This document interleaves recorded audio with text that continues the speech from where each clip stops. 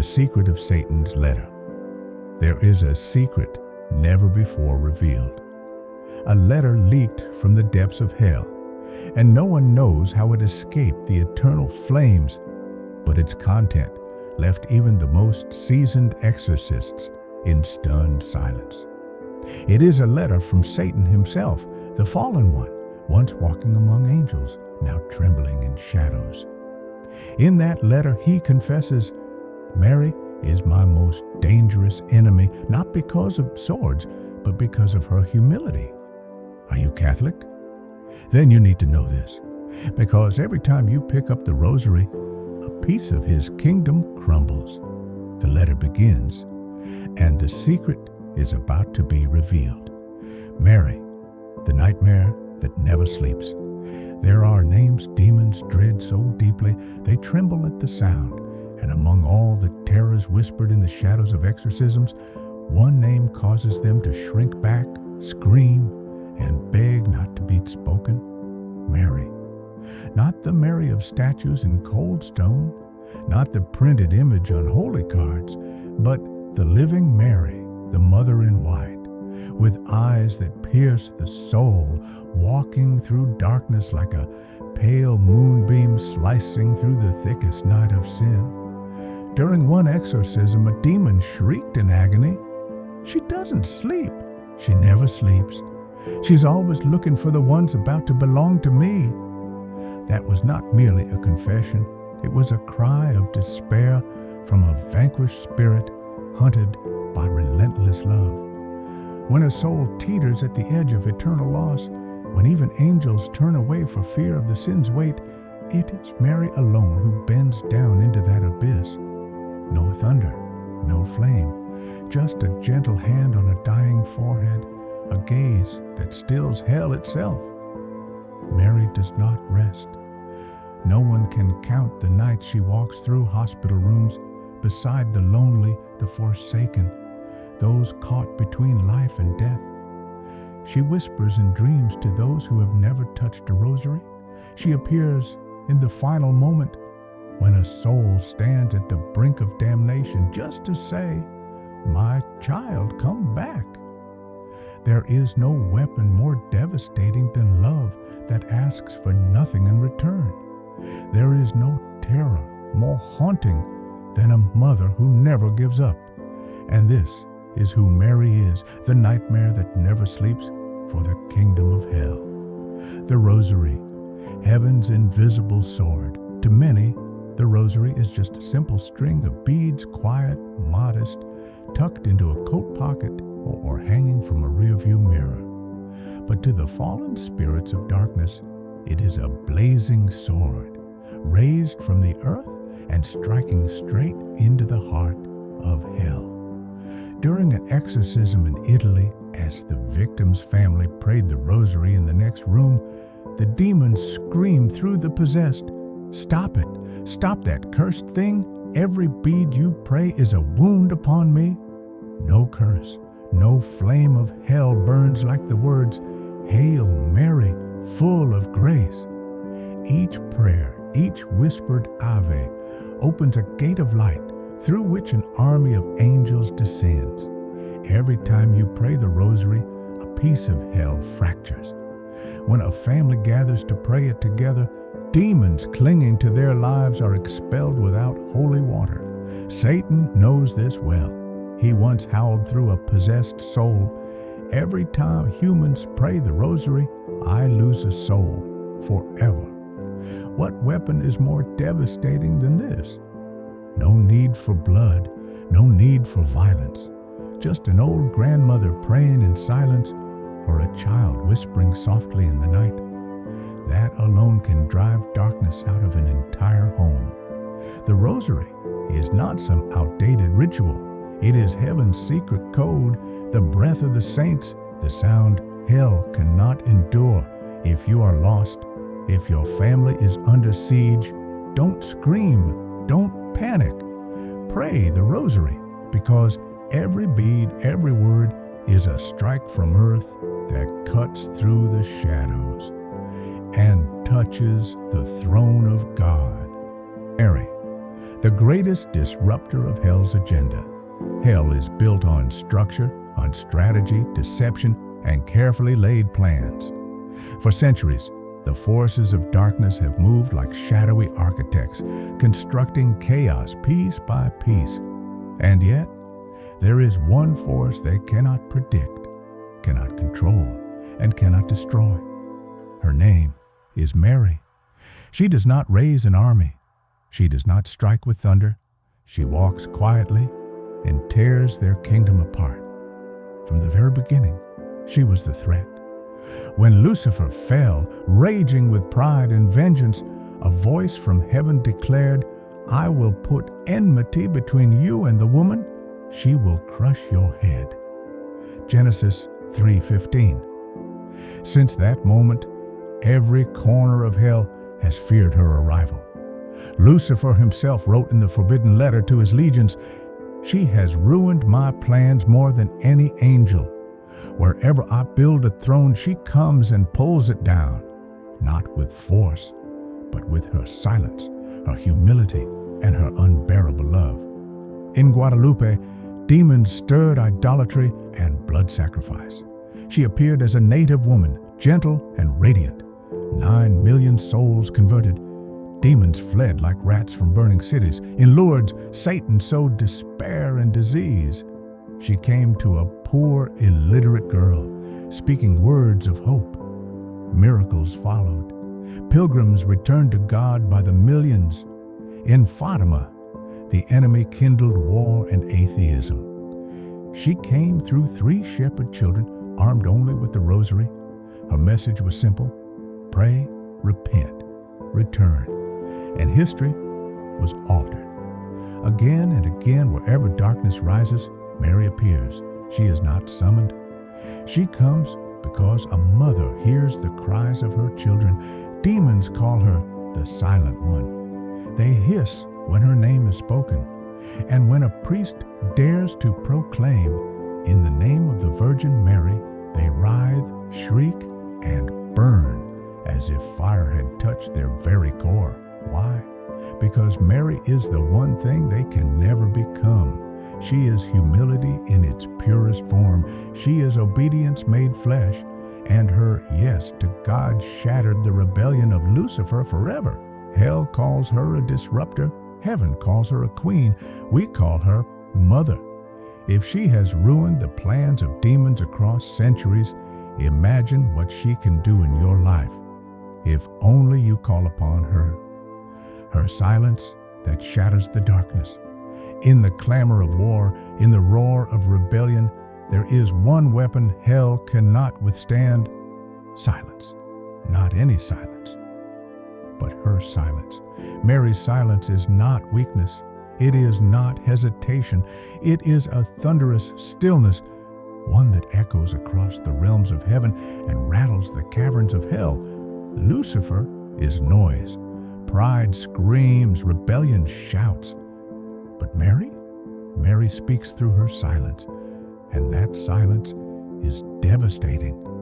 At the foot of the cross, while the world mocked and raged, while the demons danced in premature victory, she said nothing. No anger, no protest, just presence. She stood, and in that sacred stillness, all of hell knew they had not won. Satan once confessed through the mouth of a possessed man during an exorcism. She didn't argue. She didn't scream. She just looked at him with love. And in that gaze, my entire kingdom trembled. Her silence is not absence.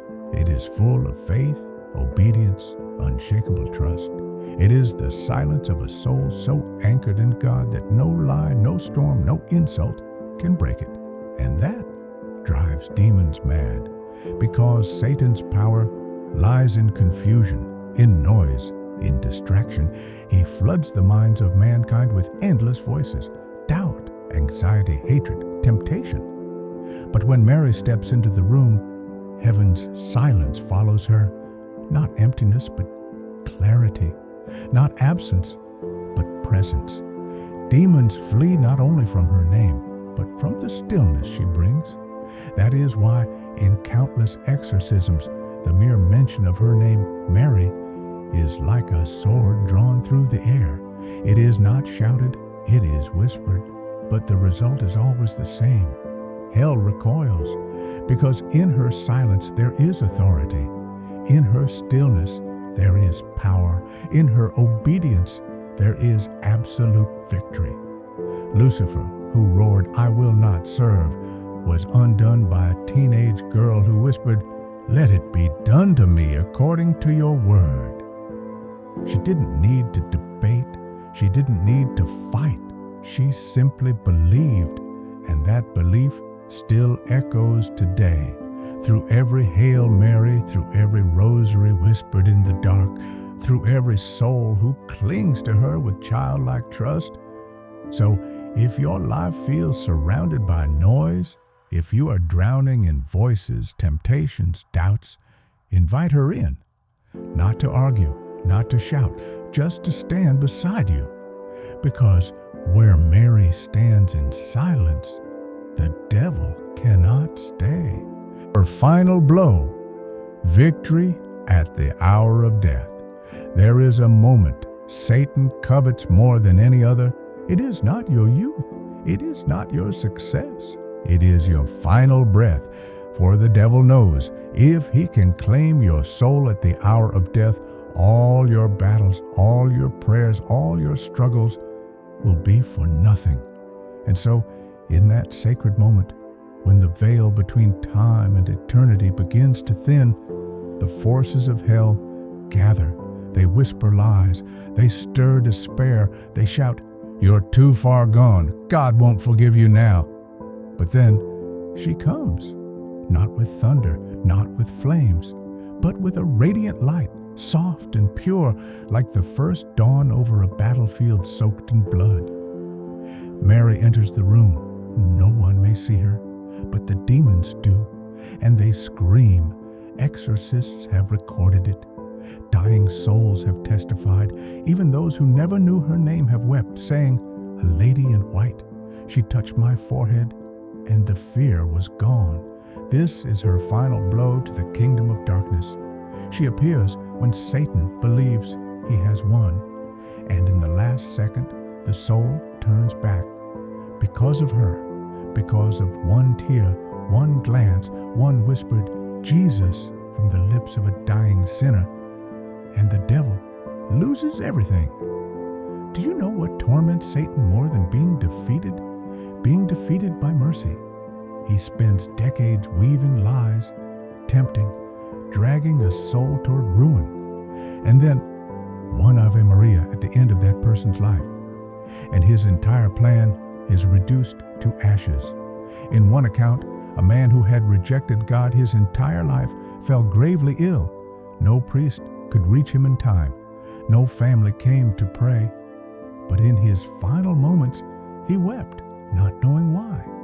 He cried out, "God, if you're real, help me." And in that instant, a nurse who happened to be wearing a rosary held his hand. He died peacefully. That night, she dreamed of Mary smiling, saying, "I caught him." This is who she is, not just the Queen of Heaven, but the mother of the dying, the guardian of the final breath, the one who snatches souls from the edge of damnation with nothing but love. If you are afraid of death, hold her hand now, because if you walk with her in life, she will not let go at the hour of death. And when that hour comes, when all the voices go silent and eternity stands waiting, it will be her voice that calls your name and her hand that leads you home. Satan's final command: make the world forget. Her hell is not just filled with rage, it is filled with strategy. And when Satan realized he could not defeat Mary, that he could not silence her, destroy her, or stop her, he gave one final command to his legion: make the world forget her.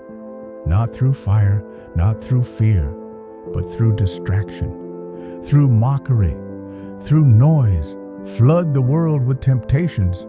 Make people too busy to pray, too entertained to reflect, too proud to kneel. Convince them the Rosary is superstition. Paint her as irrelevant.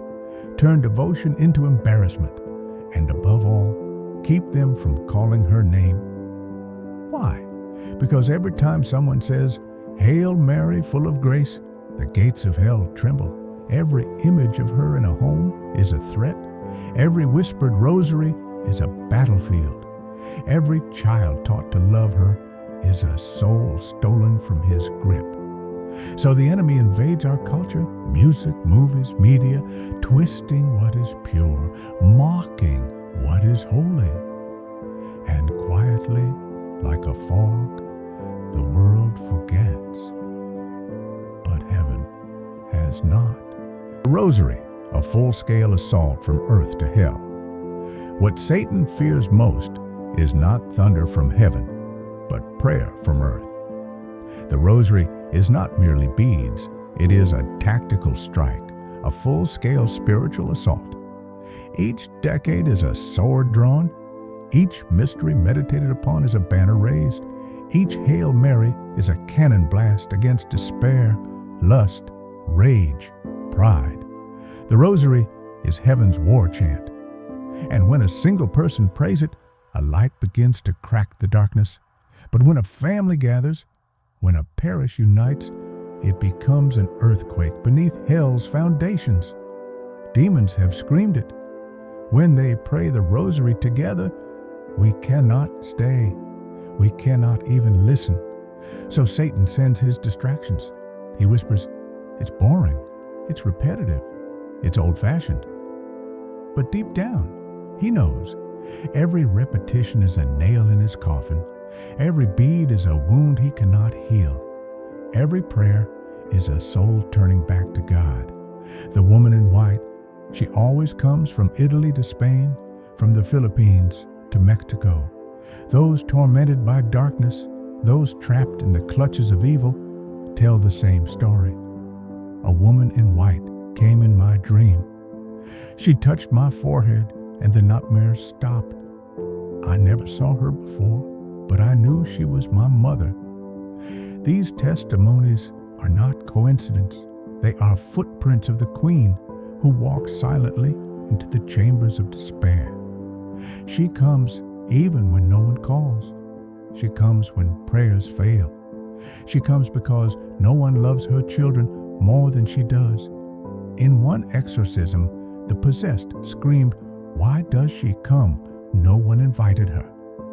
The priest simply replied, "She doesn't need an invitation. She's a mother." Hell knows this, and it is terrified, because her presence alone, without a word, drives demons to madness. Because where she is, they cannot be. Where her foot touches, the serpent's head is crushed again and again. Her presence at the end, not a legend, but a promise. Many wonder, will she really be there at the end? Yes, not as legend, not as myth, but as a promise. She has appeared in hospital rooms, prisons, bedrooms, war zones, to children, to atheists, to sinners who never knew her name, and yet somehow recognized her. A boy in Mexico, chained and wild from demonic possession, once saw a woman in his dream. She wore white, a blue veil. She knelt and whispered, "I forgive you. Don't be afraid." The next morning, he was free, peaceful, transformed.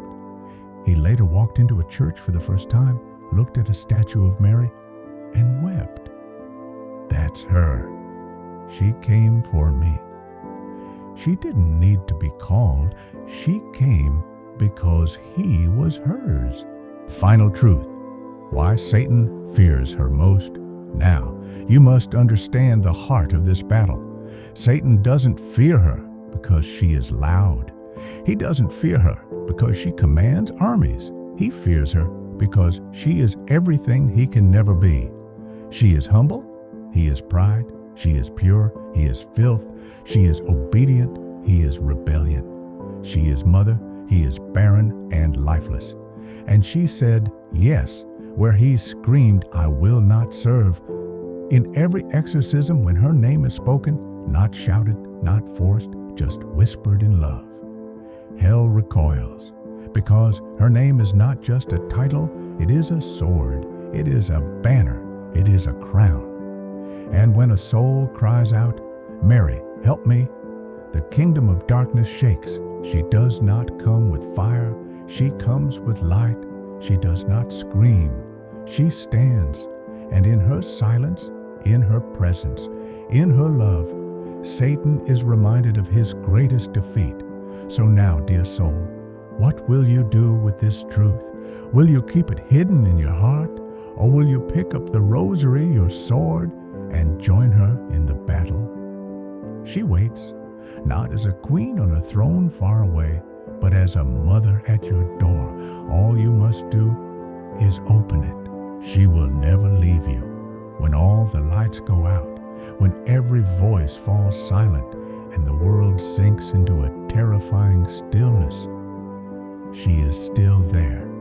She doesn't need to shout. She doesn't need to appear in blazing glory, because with just one breath from her, darkness retreats.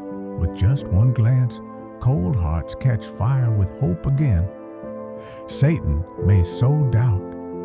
The world may try to make you forget her, but she has never and will never forget you. She doesn't come because you deserve it. She comes because you belong to her. And when you cry out, "Holy Mary, Mother of God, help me," it is more than a plea. It is the opening of a door to eternal light.